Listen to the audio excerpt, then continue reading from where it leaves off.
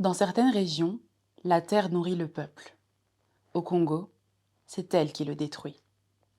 Nous sommes au Kivu, en République démocratique du Congo. Ici, le sol regorge de minerais rares. Mais ce qui devait être une richesse pour le pays est devenu la source du chaos. Dans cette région du monde, la guerre ne se mène pas seulement avec des armes. Elle a pour champ de bataille le corps des femmes. Au cœur de cette région, marquée par une violence inouïe, un homme a choisi d'agir. Là où la guerre détruit, lui répare. Bienvenue dans ce nouvel épisode de notre série L'Afrique en 7 destins. Aujourd'hui, je vous raconte l'histoire de celui que le monde appellera l'homme qui répare les femmes, l'histoire de Denis Mukwege. Nous sommes à l'est de la République démocratique du Congo, dans la région des Grands Lacs. Derrière ce paysage se cache l'une des zones de guerre les plus meurtrières depuis la Seconde Guerre mondiale. On parle de plus de 6 millions de morts, des familles déplacées, des villes entières rayées de la carte. Pour comprendre ce qui a fait basculer le Congo, direction les années 90. À ce moment-là, le Congo s'appelait encore le Zaïre. 1994. Quand on parle de la tragédie congolaise, difficile d'ignorer le rôle déterminant qu'a joué un autre pays, le Rwanda. Cette année-là, un génocide emporte plus de 800 000 vies Tutsis massacrées par les Hutus, le groupe ethnique majoritaire. Quand les armes se taisent, le pouvoir tombe et le pays bascule. Craignant des représailles, près d'1 million de Hutus s'enfuient précipitamment vers la frontière congolaise. Au milieu de cette foule, on compte des civils innocents, mais aussi des responsables du génocide, soldats et miliciens encore armés. Des camps de réfugiés se dressent alors dans l'est du Zaïre, où l'insécurité et le trouble règnent désormais. Mais attention, pour ces rebelles, la fuite n'est qu'une parenthèse. Dans leur esprit, un seul objectif, retourner au Rwanda et reprendre le pouvoir. Pour Kigali, ces campements sont une menace directe. Le Rwanda, avec l'appui de l'Ouganda, demande qu'on désarme ces groupes rebelles, mais personne ne bouge. Dos au mur, les deux chefs d'État se tournent alors vers Mobutu, président du Zaïre. Leur message est catégorique, il faut empêcher ces groupes armés de semer le désordre, sinon on s'en chargera nous-mêmes. À l'automne 1996, leur promesse devient réalité. Une coalition se met en mouvement, soldats rwandais, unités ougandaises, groupes armés zaïrois opposés au régime. Elle porte un nom, la FDL. Et à sa tête, Kigali choisit un visage congolais, Laurent Désiré Kabila, un opposant de longue date à Mobutu. La FDL mène un premier assaut contre l'hôpital de l'Emera à l'est du Zaïre. Le destin du pays est scellé. C'est le point de départ de la première guerre du Congo. Les camps de réfugiés sont attaqués, rasés, à feu et à sang. C'est une véritable marée humaine qui est contrainte à l'exil dans des conditions inhumaines. Des réfugiés, mais aussi des Zaïrois innocents, happés par une guerre qui n'était pas la leur. Au printemps 1997, le régime de Mobutu s'effondre. Kabila entre à Kinshasa et s'autoproclame président. Désormais, le Zaïre n'existe plus. Le pays prend un nouveau nom, République démocratique du Congo. Rapidement, un autre enjeu s'impose, les minerais. Le Rwanda et l'Ouganda comprennent qu'une opportunité s'ouvre, car l'Est du Congo, c'est aussi l'un des sous-sols les plus riches de la planète. Coltan, or, cuivre, diamants, uranium, cobalt. Avec le boom de ces technologies, ces minerais deviennent un trésor à prendre dans une contrée où l'on peut piller en toute impunité, loin des yeux du monde. Au Congo, la colère gronde. La population ne supporte plus le pillage du pays par les armées étrangères. Poussé par un peuple qui exprime son mécontentement, Laurent Désiré Kabila rompt brutalement avec ses anciens alliés rwandais et ougandais et exige leur retrait immédiat. Mais bientôt, l'Est du Congo se morcelle. Chaque région voit surgir un nouveau groupe armé, souvent soutenu depuis l'étranger. Le RCD apparaît, rejoint par le MLC, puis le M23, pour ne citer qu'eux.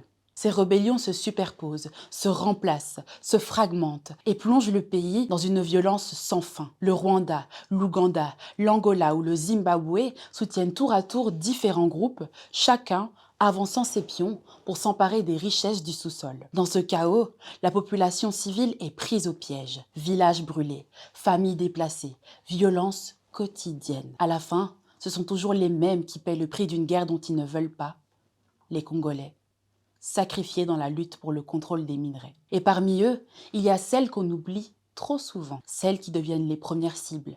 Parce qu'ici, leur corps devient une arme que les groupes rebelles utilisent pour dominer et terroriser les femmes les jeunes filles, les personnes âgées et même des bébés. En RDC, une femme est violée toutes les 4 minutes. On viole pour terroriser, on viole pour vider des villages, on viole pour prendre les mines, on viole pour détruire des communautés. Et c'est là qu'entre en scène un homme qui va changer le destin de milliers, le docteur Denis Mukwege.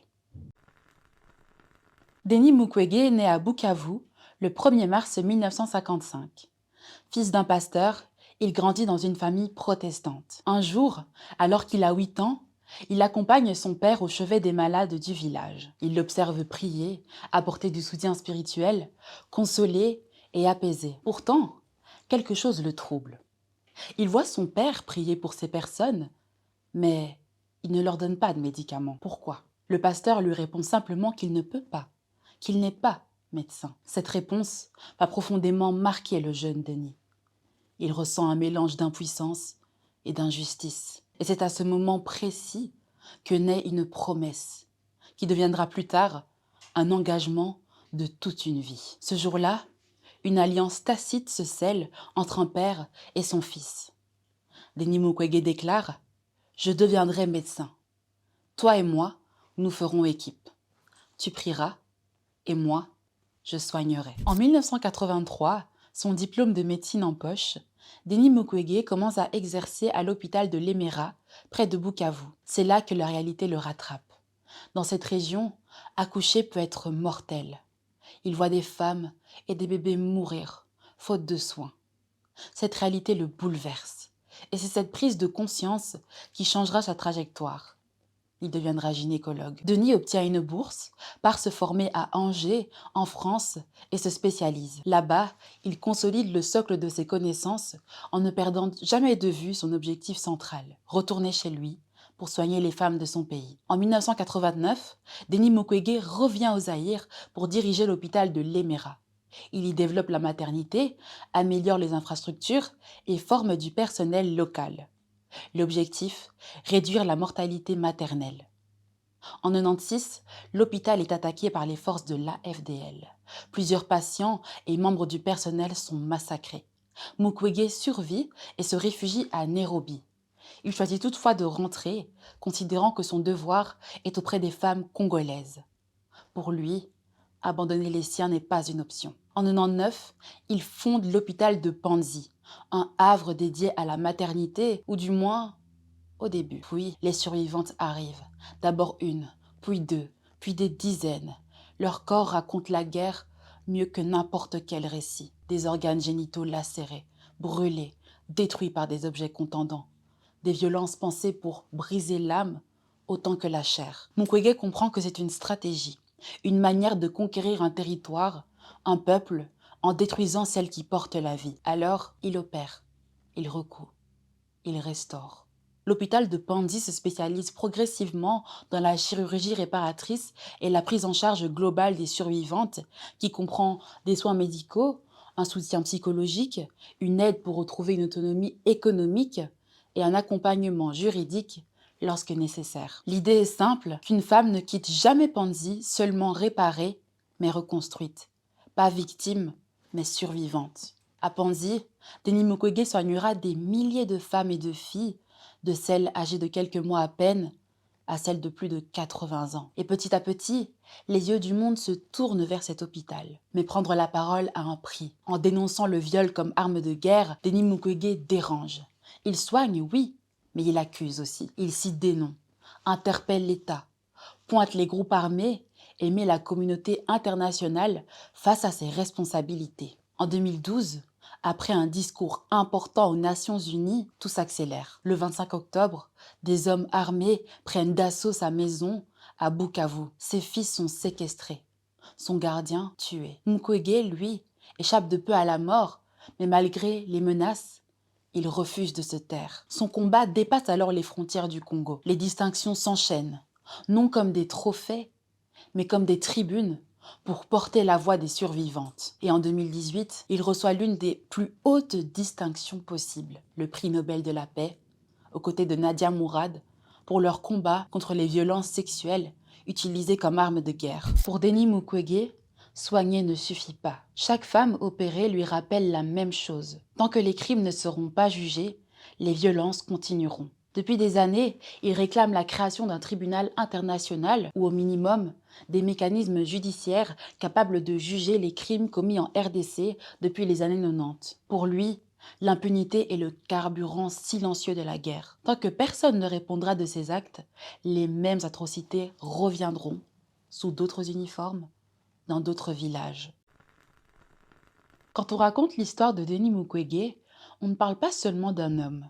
On parle des fractures d'un pays, des cicatrices d'un continent et du silence lourd du reste du monde. Il a compris que dans une guerre où le corps des femmes est visé, réparer, c'est résister. Mais son parcours dit aussi autre chose. Il montre un pays laissé à lui-même, des institutions incapables de protéger et une communauté internationale qui détourne le regard. Et ce qui se passe en RDC n'est pas déconnecté de nos réalités. Le destin de ces femmes est lié à nos téléphones, nos ordinateurs, nos voitures électriques. Le coltan, le cobalt, ces minerais indispensables à nos technologies. Le combat du docteur Mukwege a forcé le monde à regarder ce lien en face, celui entre nos appareils et les violences commises au Congo. La question des minerais du sang est devenue un enjeu politique mondial. ONG, États, entreprises, tout le monde est désormais interpellé. Et surtout, il a brisé le tabou du viol comme arme de guerre. L'histoire de cet homme nous rappelle une réalité que notre génération ne peut plus ignorer. Le silence, c'est une forme de complicité.